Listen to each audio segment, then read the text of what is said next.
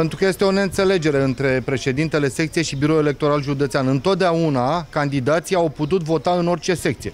Eu sunt candidat pentru președinția Consiliului Județean, am domiciliu stabil în orașul Curtea de Argeș și așa că președintele biroului electoral județean a decis să nu putem vota pe listă suplimentară într-o altă secție decât în cea de domiciliu și mă voi deplasa la Curtea de Argeș și voi vota.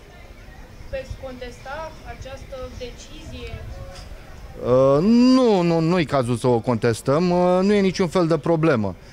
Eu am dorit să votez aici pentru că, până la urmă, în Pitești cel mai mare bazin electoral și cea mai multă presă. Dar faptul că noastră sunteți astăzi alături de mine înseamnă foarte mult și nu este cazul să contestăm faptul că trebuie să merg la Curtea de Argeș să votez. Dar cum comentați pregătirea oamenilor din secțiile de vot? Foarte slabă.